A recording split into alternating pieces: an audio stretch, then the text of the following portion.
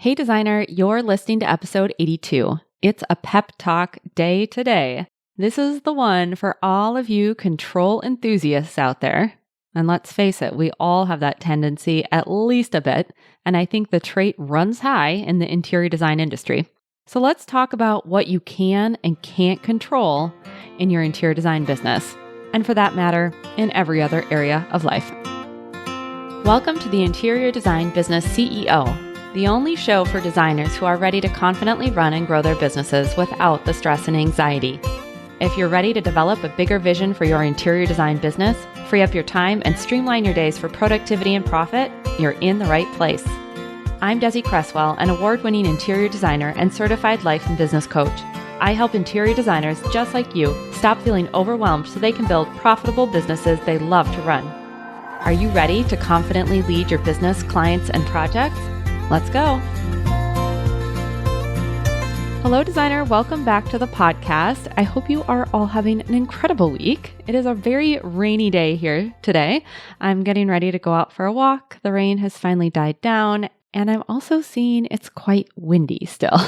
We have this beautiful wind sculpture we had made on a trip out to Utah, and it sits out in our prairie area, and I love to watch it. You can always tell what the wind is doing. Sometimes even there's this imperceptible amount of wind that you wouldn't even say there's any wind, and you can slowly see the sculpture rotating. But today it's definitely spinning, so hopefully I don't blow away. Today I have a pep talk for you. I haven't done one in a while, and I thought I should do one. Specifically, this is a pep talk for all of you control enthusiasts. I know a lot of you designers refer to yourself as control freak. I just think control enthusiast is a much more pleasant way to think about it. And I have to say, in many ways, your enthusiasm for control is why you're good at what you do. You pay attention to details, you think ahead and anticipate what could go wrong, you have high standards for how things should be, and you like things to be just so for your clients. The problem is when your enthusiasm crosses over from a gentle desire to control to an illusion that you can actually control everything and everyone. There is a difference, and that's what we're talking about today. What you can and can't control, and why it's so important to know and accept the difference. As a reminder, the podcast giveaway is still in progress. You can leave a rating and review for the podcast and submit a quick form in the podcast show notes, and you will be entered to win a one-on-one coaching session with me. And you can use that session for anything and everything that you want help with. This is my little thank you for taking those few moments. It really only will take a couple of minutes to do this out of your day to help me share this podcast. Every time I get a review, I love, love, love to hear from you.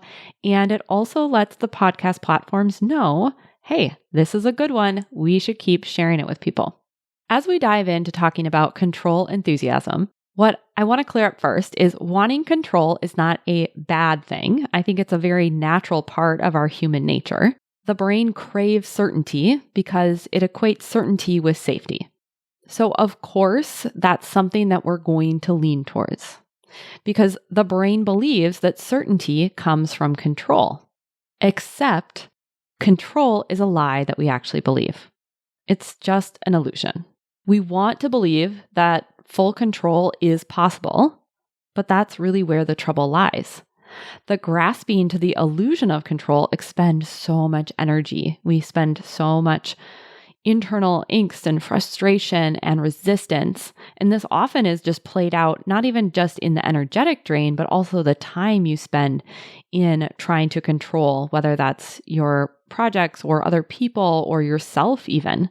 And no amount of clinging to that illusion is actually going to guarantee the control you're trying so hard to create.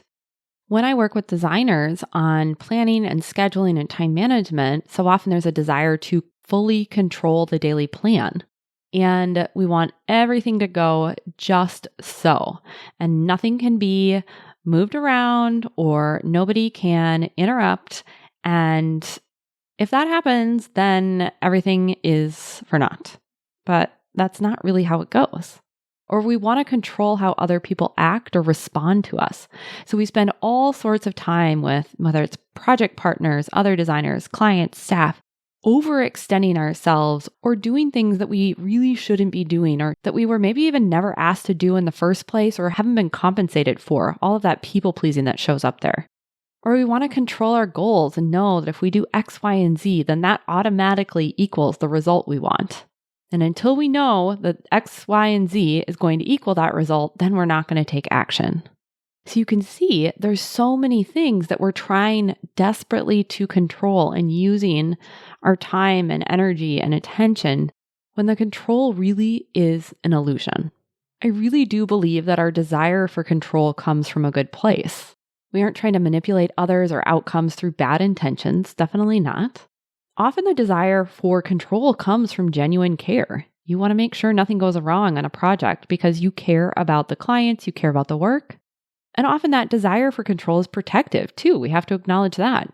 You want people to like you. You want your clients to be pleased. Or maybe if you're talking about employees, you want people to do what you ask them to do to make your life easier. And with all of these, and I'll talk about this more in a bit, it's not to say that you go from being a total control enthusiast to wanting to control everyone and everything to being like, well, fine, whatever happens, happens. There's so much gray zone in there. But we do need to remember that control really is a lie. We really have so little control. We can't make people different.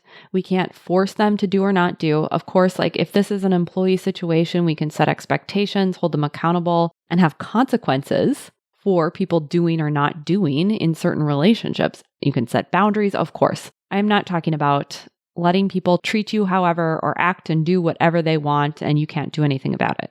But I do think it's important to remember that when you as the human are involved and other humans are involved, there's going to be inconsistency and incongruencies. I mean, let's face it, we can't even control ourselves 100% of the time. I think we can all think of things where we've said or done something where after the fact, we're like, oh my gosh, I can't believe that. So we definitely can't expect ourselves to control everything and everyone around us. What you can do though, is you can own your influence. And what I mean by this is control what you can control. This is something we've been talking to my 10-year-old son about a lot, about you're going to encounter so many different people, personalities, environments, circumstances, and the constant is you. You are the one thing that you can achieve the greatest level of control. Again, I don't think it's 100% control, but you can own the influence that you can contribute to your own personal situation or to a circumstance that you're participating in. When you own your influence, you can still be that control enthusiast, but it is with a much lighter grip. You can prepare and plan to increase the likelihood of things going well or as you hope.